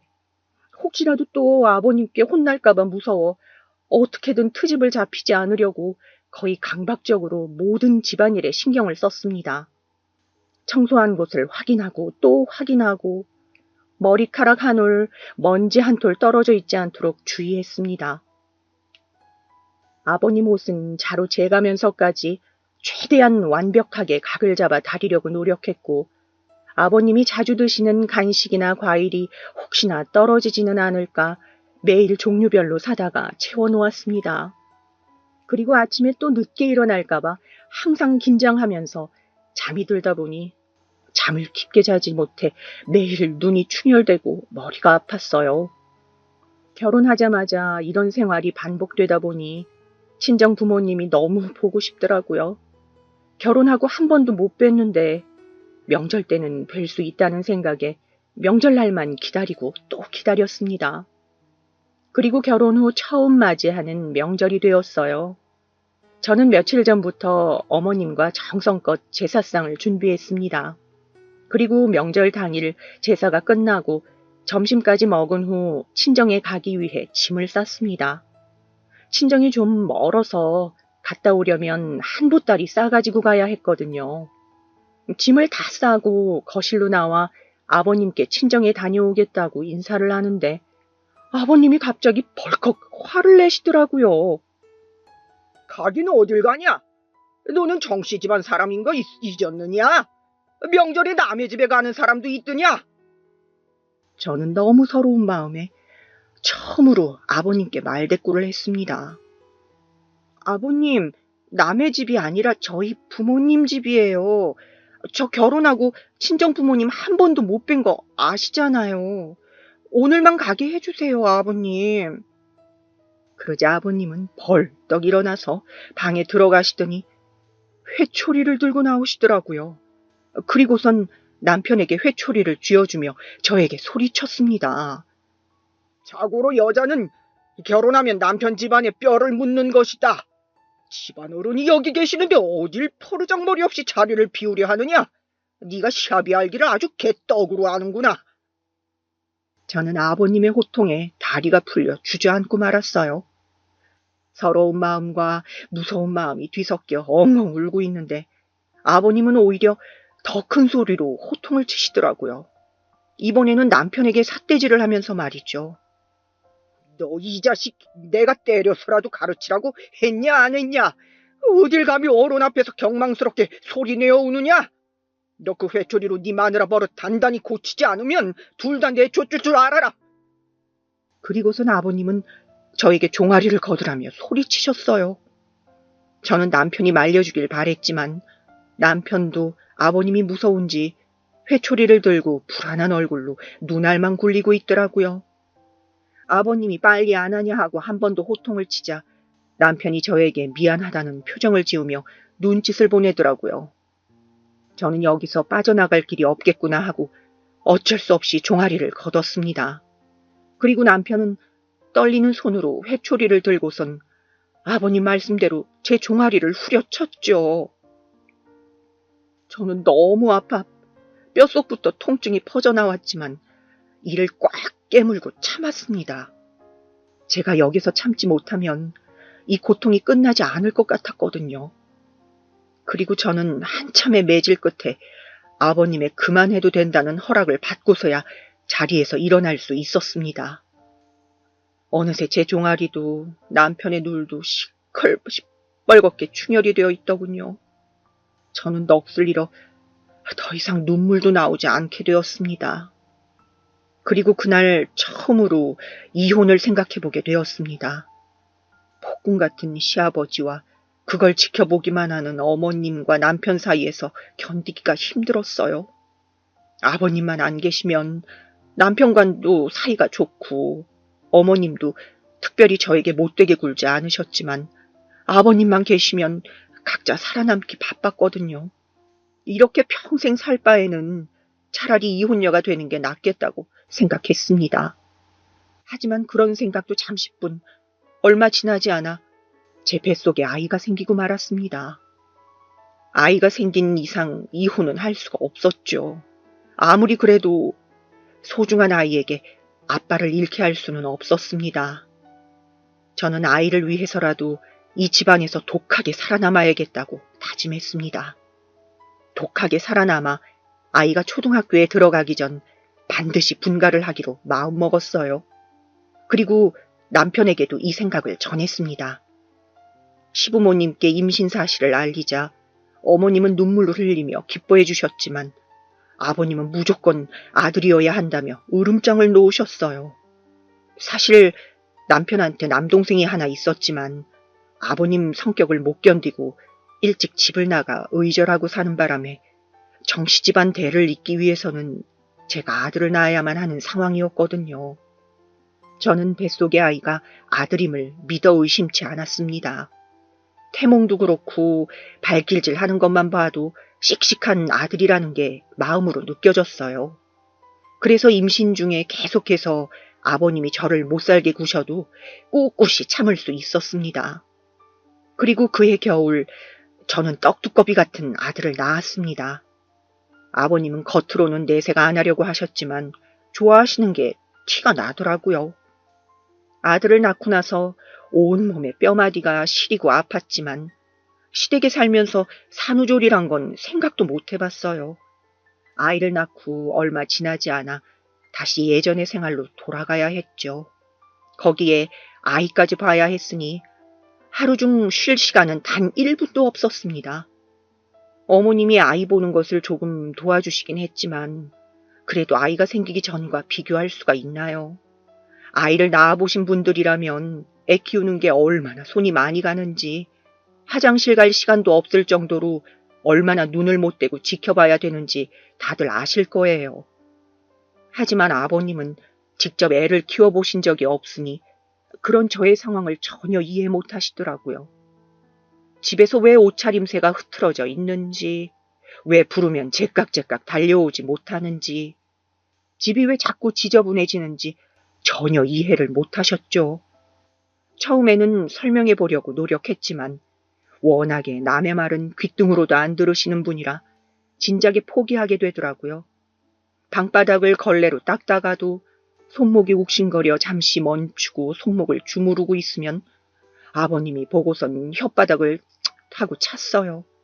그리고선 저에게 모진 말을 내뱉으셨죠. 저는 아버님의 말을 듣고도 못 들은 척 어금니를 꽉 깨물었어요. 솔직히 집안일이라고는 한 번도 안 해본 어머님이 매번 나약하다느니 하면서 저런 말씀을 하시는 게 어이없긴 했습니다. 어머님께 듣기로는 결혼하고 집에서 손 하나 까딱한 적 없으시다고 하더라고요. 뭐든지 어머님이 해다 바치고 비위 맞춰주고 그렇게 사셨대요. 밖에서는 얼마나 힘들게 일하시는지 몰라도 집안일은 별거 아닌 걸로 무시하시는 게 기분이 정말 나빴습니다.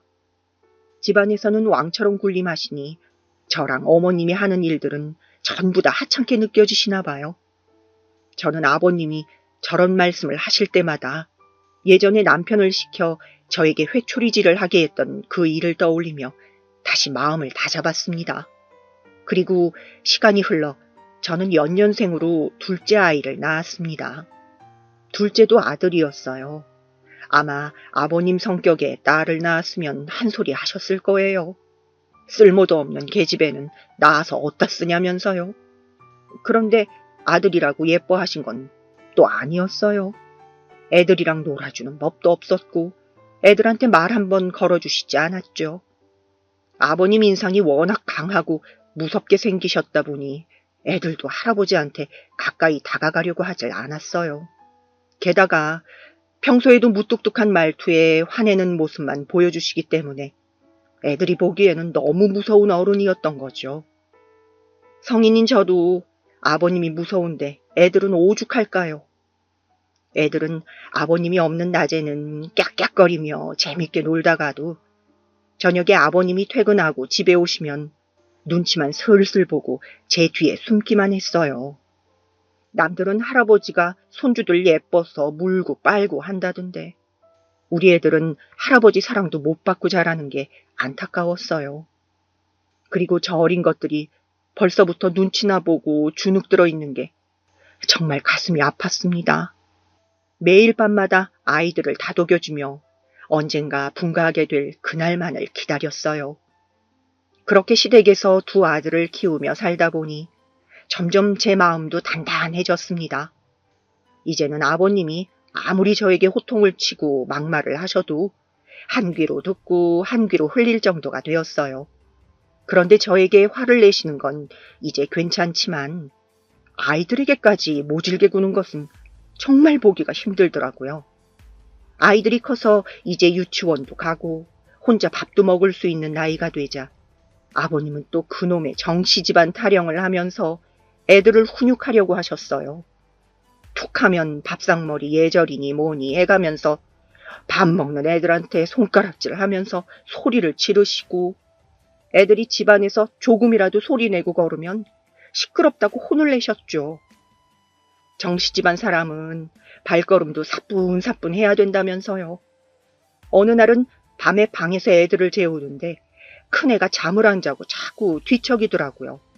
그러더니 눈물이 글썽해진 눈으로 저에게 물었습니다. 엄마, 할아버지는 우리를 왜 이렇게 싫어해요?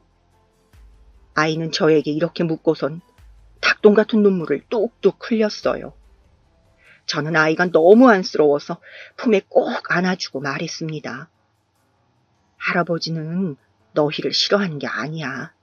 할아버지는 평생 화만 내면서 살아오셔서 너희를 예뻐해주는 법을 잘 몰라서 그래. 제가 아이의 눈물을 닦아주며 다독이자 아이가 이렇게 말하더군요. 엄마, 우리 할아버지랑 꼭 같이 살아야 돼요? 그냥 우리끼리 살면 안 돼요? 저는 아이의 그 말에 머리를 망치로 얻어맞은 듯 띵했습니다. 생각해보니 아이가 초등학교 들어가기 전 분가하기로 남편과 약속했었는데 벌써 그 시간이 됐다는 걸 깨닫게 된 거죠. 저는 그날 바로 남편에게 분가 아니면 이혼 중 선택하라고 통보했습니다.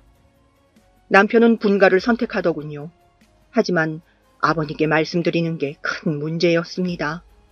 분명히 길길이 날뛰실 게 뻔했거든요. 그래서 저희는 일단 집을 먼저 구하고 이사 날짜까지 정해놓은 후 통보하는 방식으로 진행하기로 했습니다. 빼도 박도 못하게요.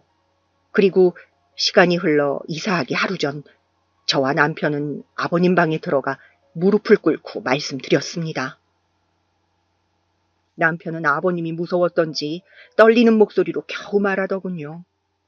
아버님은 역시나 남편의 말을 듣자마자 마시고 있던 찻잔을 집어 던지시더니 불같이 화를 내셨습니다. 이것들이 아주 쌍으로 미쳤구나. 너희들이 어른이 나를 무시하고 지금 뭐하는 짓이냐? 정씨 집안 사람이 정씨 집안을 떠난다는 게 말이 된다고 생각하냐? 아버님, 따로 산다고 해서 정씨 집안이 아닌 건 아니잖아요. 아이들 교육 문제도 있고 해서 이사 가는 거니 이해해 주세요. 제가 말대꾸를 하자 아버님이 또다시 회초리를 가져오시더라고요. 그러더니 몇 년 전 그날처럼 남편에게 회초리를 쥐어주시더군요. 남편이 극구 거부했지만 억지로 남편의 손가락을 벌려 회초리를 밀어 넣었어요. 너 이 새끼 결국 네 마누라 간수 못해서 이 사단을 내는구나. 너는 정씨 집안 장남 자격도 없다. 말을 안 들으면 때려서라도 가르치라 했거늘 더 큰 회초리를 가져다 줘야 하는 게냐? 저는 아버님이 꺼내온 회초리를 보자 그때 그 일이 떠올라 머리가 핑 하고 돌았습니다. 그날 그렇게 맞고 나서 종아리가 뻘겋게 부어오르고 피멍이 져서 한참을 고생했는데 저한테는 트라우마로 남은 그 일이 생각나자 눈앞이 까매졌습니다. 그런데 그때 방문이 벌컥 열리더니 큰애가 방 안으로 뛰어들어왔습니다. 그러더니 엉엉 울면서 할아버지에게 소리를 지르더라고요. 할아버지, 우리 엄마 괴롭히지 마요. 저는 너무 놀라 큰애를 안고 방을 나왔습니다. 애들을 재워놓고 온 거였는데 소란스러운 소리에 큰애가 깼나 봅니다. 평소에도 저에게 막말을 하고 화를 내는 할아버지를 보면서 아이도 쌓인 게 많았나 봐요. 저는 아이를 품에 안고 달래고 또 달랬습니다. 화목한 가정에서 살게 해주고 싶었는데 이런 모습을 보여줘서 너무 미안했어요. 그리고 조금 있으니 남편도 한숨을 쉬며 방으로 들어오더라고요. 아버님이 단단히 화가 나셨다면서요.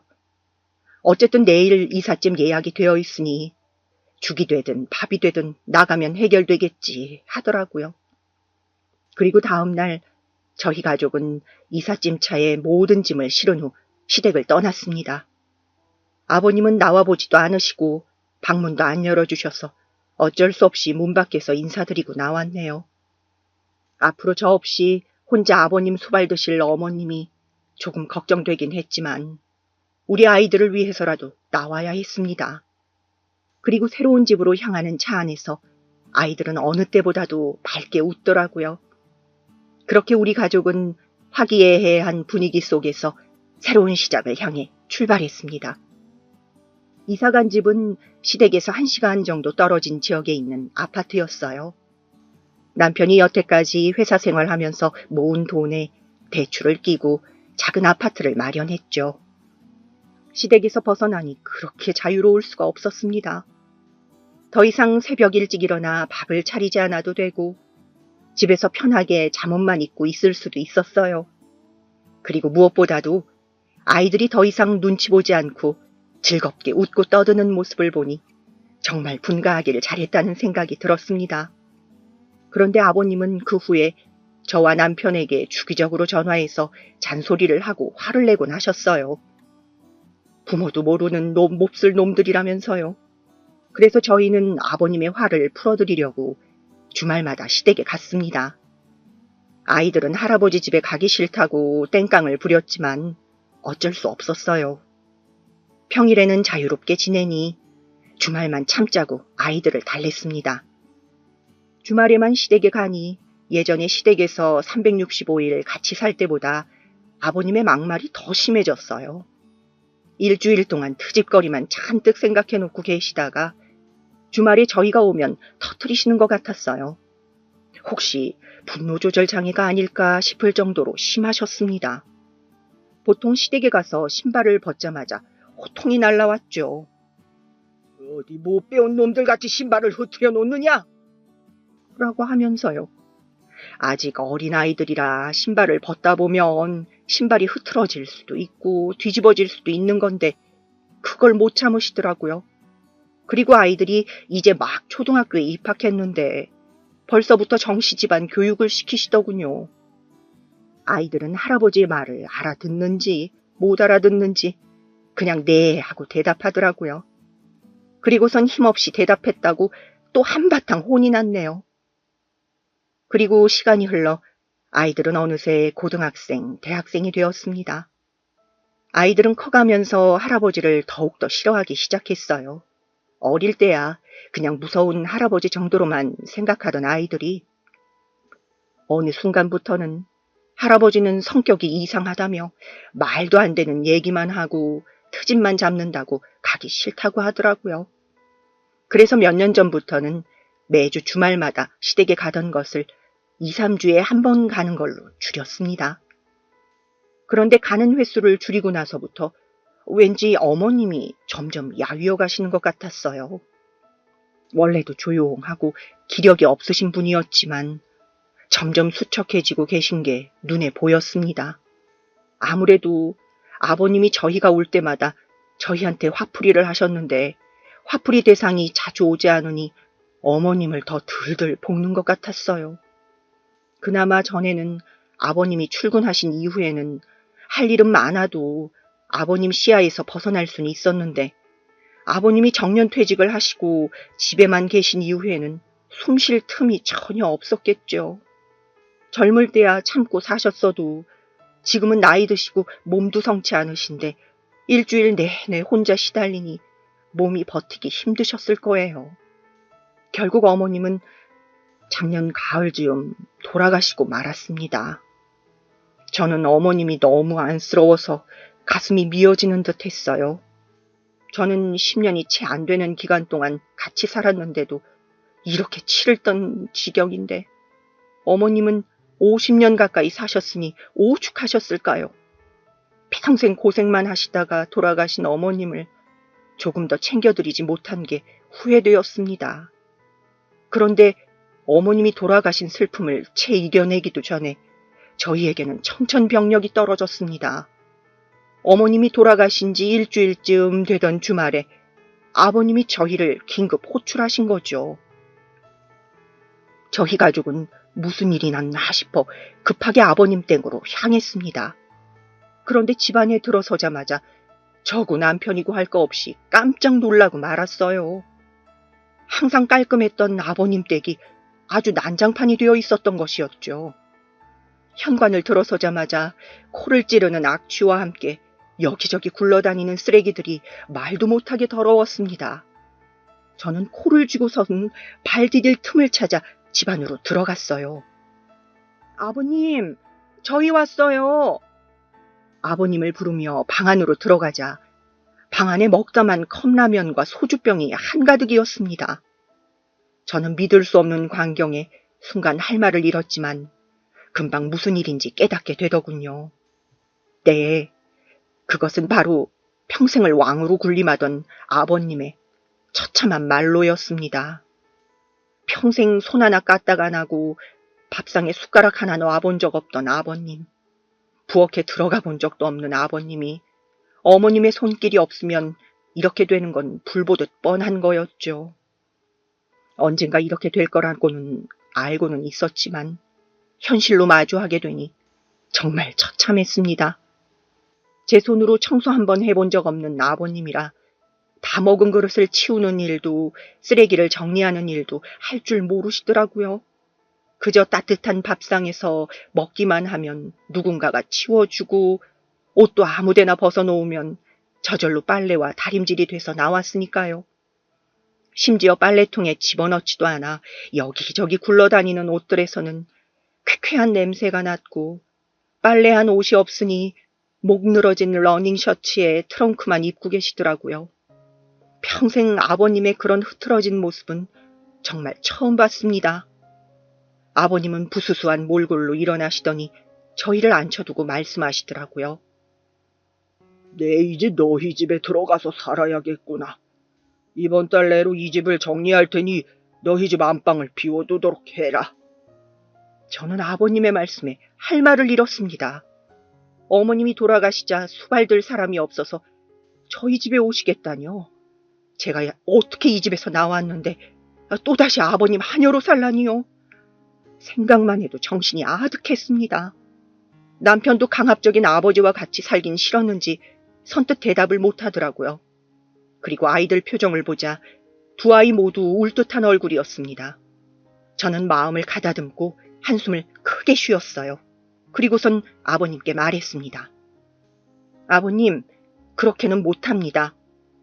그러자 아버님이 눈을 크게 치켜뜨시더니 자리에서 벌떡 일어나셨어요. 그 연세에도 어찌나 정정하신지 등도 하나 굽지 않고 몸을 쫙 펴시더라고요. 그러더니 뒤로 가서 침대 밑을 한참 뒤지시더니 무언가를 꺼내오셨습니다. 그리고 아버님이 꺼내오신 그 물건을 본 저는 너무 화가 난 나머지 폭발하고 말았어요. 그것은 바로 20년 전 그 회초리였습니다. 저는 악 하고 소리를 질렀고 그 광경을 지켜본 큰아들은 앞으로 달려가 할아버지의 손에서 회초리를 빼앗았습니다. 아무리 정정하셔도 혈기왕성한 남자애한테는 못 당하시더군요. 아버님은 큰아이를 밀치려고 하시다가 본인보다 키가 큰 손주가 무서운 얼굴로 노려보자 주춤하시더라고요. 그러더니 멋쩍은 표정으로 다시 자리에 앉으셨어요. 저는 다시 한번 마음을 가다듬고 아버님께 말했습니다. 아버님, 제 나이가 이제 내일 모레면 50이에요. 회초리는 이제 필요 없습니다. 그리고 아버님이 애들 아빠한테 회초리를 쥐어주며 늘 말씀하시던 거 저 다 기억하고 있어요. 정씨 집안 사람으로서 가져야 되는 마음가짐에 대해서요. 그러자 아버님은 에헴하고 헛기침을 하시더니 이렇게 말씀하시더군요. 그래, 네가 알긴 아는구나. 그래야 정씨 집안 며느리지. 그리고 저는 아버님의 눈을 똑바로 쳐다보면서 말을 이어나갔습니다. 네, 아버님. 저 엄연히 정씨 집안 사람이에요. 정씨 집안 사람 되려고 그동안 뼈를 깎는 고통을 참으며 노력했어요. 그러니 저도 한마디 할 자격이 되죠. 그러자 아버님은 흥 하더니 고개를 돌리시더라고요. 저는 상관하지 않고 말을 계속했습니다. 아버님이 항상 말씀하시던 거 저 뼛속까지 기억하고 있어요. 정씨 집안 사람은 나약해선 안 되고 뭐든지 혼자서 잘해야 된다고 하셨잖아요. 그런데 정씨 집안 최고 어른이신 아버님께서 설마 그 말을 지키지 않는 건 아니시겠죠? 그런데 지금 아버님 모습을 보니 정씨 집안 사람으로서 많이 부족하신 것 같네요. 저한테는 이제 김씨 집안 딸 아니라고 명절 때 남의 집 가는 거 아니라고 하셨잖아요. 그런데 정씨 집안 사람으로서 자격이 부족한 아버님과 제가 같이 살아야 할 이유는 없죠. 저의 발언에 아버님은 눈을 부라리며 물건을 집어던지셨습니다. 이 꼬양 것 같으니라고 어디서 입을 함부로 놀리느냐? 아버님이 저렇게 호통을 치시는데도 이제는 코웃음만 나오더라고요. 그렇게 정씨집안 찾으면서 못살게 굴더니 결국에는 저한테 의지하려는 저 모습이 너무 우스워서요. 그래서 저는 옆에서 제 눈치만 살살 보고 있던 남편에게 이렇게 말했어요. 여보, 당신도 정씨집안 사람이잖아? 정씨집안 사람이 저런 꼴이 말이 돼? 아무래도 아버님 좀 아프신 것 같아. 정신이 오락가락하신 것 같으니 더 힘들어지기 전에 양로원에 보내드리자. 아버님은 양로원이라는 소리에 노발대발하면서 저에게 달려와 제 멱살을 잡으려고 하셨어요. 그러자 이번에는 둘째 아들이 달려와 할아버지의 손을 밀치더군요. 저는 어이없어하는 아버님을 향해 이렇게 말했습니다. 아버님, 정 그러시면 정씨 집안 사람들의 의견을 전부 들어보고 다수결로 정하면 되겠네요. 여기 정씨 집안 사람들 다 모였잖아요? 자, 그럼 여기서 아버님을 양로원으로 모시는데 반대 의견이 있는 사람은 손을 들어봅시다. 제가 이렇게 말하고 주위를 둘러보자 아무도 손을 안 들더라고요. 두 아들은 혹시나 손든 걸로 오해받을까봐 손바닥을 바닥에 딱 붙이고 있었고 남편은 안절부절 못하곤 있었지만 끝끝내 손을 들지 않더군요. 그리고 이 모습을 본 아버님은 뒷목을 잡고 쓰러지셨습니다. 아버님이 바닥에 구르면서 발악을 하셨지만 저는 아이들의 손을 잡고 가볍게 목 인사만 한 후 방을 나왔습니다. 그리고 자꾸만 뒤를 돌아보는 남편을 잡아 끌고 밖으로 나왔어요. 그리고 그 길로 차를 타고 다시 집에 돌아왔습니다. 집에 돌아오는 길에 아이들이 통쾌하다고 웃더군요. 할아버지가 나쁘게 살아서 벌 받은 거라면서요. 저는 처음으로 아버님께 당당하게 얘기할 수 있어서 속이 너무나도 시원했어요. 10년 묵은 채증이 내려가는 것 같았죠. 남편은 마음이 착잡한 듯 했지만 저의 의견에 반대하지는 않았습니다. 그리고 양로원이 뭐 어디 거지 소굴도 아니고 엄연히 노인분들 생활하는 곳인데요, 뭐. 그래도 부모는 부모니 좀 시설 괜찮은 곳으로 알아보기로 했습니다. 그리고 그날 이후 아버님은 저와 남편에게 수시로 전화해서 온갖 협박과 저주를 하셨어요. 천하의 불효자식들 지옥불에 떨어질 거라는 둥, 네 자식들도 나중에 니들 버릴 거라는 둥, 하는 일마다 다 망할 거라는 둥 하면서요. 남편은 회사에 있을 때도 시도 때도 없이 전화로 들들 볶는 아버님 때문에 많이 곤란한 것 같았지만 저는 아무렇지도 않았어요. 그동안 겪은 것에 비하면 아무것도 아니었거든요. 그리고 찾아보니 집 근처에 괜찮은 요양원이 있길래 거기로 입소 준비를 하기로 했습니다. 그리고 양로원 입소 날 아버님 댁에 가보니 완전히 쓰레기집이 되어 있더군요. 예전보다 더 심한 상태였습니다. 아버님도 이제 체념하셨는지 순순히 차에 올라타시더라고요. 아무래도 쓰레기 같은 집에서 돌봐주는 사람도 없이 라면으로 떼어가며 있느니 차라리 요양원에 가는 게 낫다고 생각하셨나 봐요. 아참, 아버님 댁은 남편이 부동산에 내놨는데 쓰레기집이라 부동산에서도 꺼려해서 청소업체를 불러 치우기로 했어요. 그리고 집 한도는 통장에 넣어놨다가 양로원 비용으로 쓰기로 했어요. 시설 괜찮은 곳으로 골랐더니 다달이 내야 하는 돈이 생각보다 많더라고요. 그래도 가시면 노인분들이랑 같이 취미도 즐기시고 훨씬 편하게 지내실 수 있으니 금방 적응하실 거라고 생각했습니다. 아버님을 차에 태운 후 출발하자는 남편의 말에 저는 여보 잠깐만 하고선 다시 집 안으로 들어갔습니다. 오늘 꼭 처리해야 하는 게 있었거든요. 저는 아버님이 쓰시던 방으로 들어가 바닥에 쭈그린 후 침대 밑을 샅샅이 뒤졌습니다. 바닥이 어찌나 더럽던지 손이 금방 새까매지고 먼지 때문에 기침이 절로 나오더라고요. 그리고 저는 팔을 쭉 뻗어서 제가 찾던 그 물건을 꺼냈습니다. 그건 바로 회초리였어요.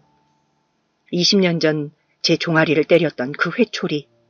순간 피멍으로 물든 제 종아리가 생각나 섬뜩했지만 고개를 흔들어 정신을 차렸습니다.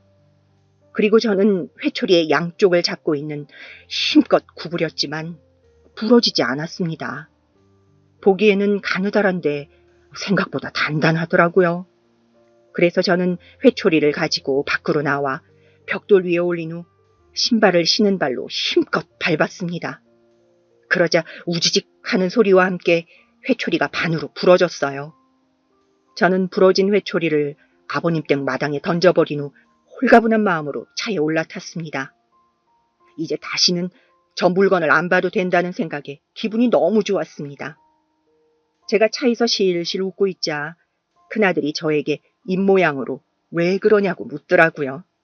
그래서 저는 큰아들에게 윙크를 하며 양손으로 회초리를 부러뜨리는 동작을 해보였어요. 그러자 아들이 웃으며 엄지를 척 내밀더라고요. 그리고선 둘째한테도 속닥속닥 하더니 둘째도 저한테 엄지를 날리더군요. 그렇게 저는 회초리가 부러짐과 동시에 드디어 정씨 집안의 속박에서 벗어날 수 있게 되었습니다. 그리고 시간이 흘러 아버님의 양로원 입소 후 몇 달이 지났습니다.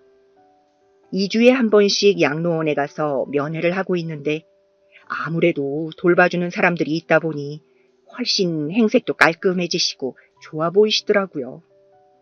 처음에는 그렇게 안 가겠다고 발악을 하던 아버님도 막상 지내보니 괜찮아 하시는 것 같았습니다.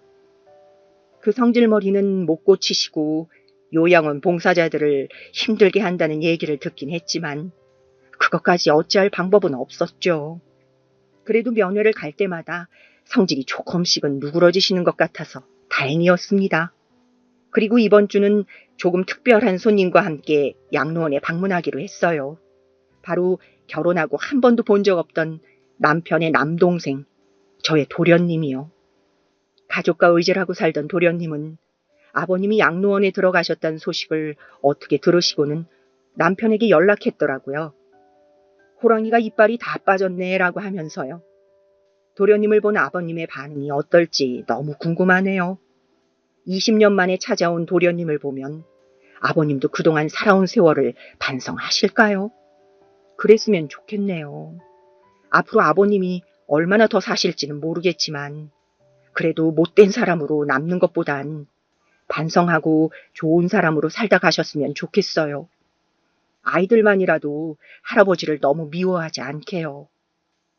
생각해보니 저도 참 바보같이 살았네요. 그 모진 말과 행동들을 그대로 당하며 살았으니까요. 아무리 무서워도 말대꾸 한 번, 발악 한 번이라도 더 했어야 했는데 하다못해 정 못 참겠으면 아이들만이라도 데리고 이혼이라도 했으면 조금 더 나았을 텐데요. 뭐 지나간 시간 후회해봤자 소용없지만 그래도 아쉬움이 남는 건 어쩔 수 없네요. 아마 저 말고도 젊은 세대들 중에서도 시댁에서 당하고 사시는 분들 꽤 있을 거예요. 요즘 세대에는 좀 덜하긴 하겠지만 그래도 시자는 시자니까요. 물론 시부모님 공경해야 되는 건 맞지만 그래도 너무 부당하다 싶으면 꼭 용기 내서 하고 싶은 말 하면서 사셨으면 좋겠어요. 자기 권리는 자기가 찾는 거니까요. 제 글을 읽고 많은 분들이 용기를 가지셨으면 좋겠네요. 그럼 저의 이야기는 이만 마치도록 할게요. 모두들 편안한 밤 되세요.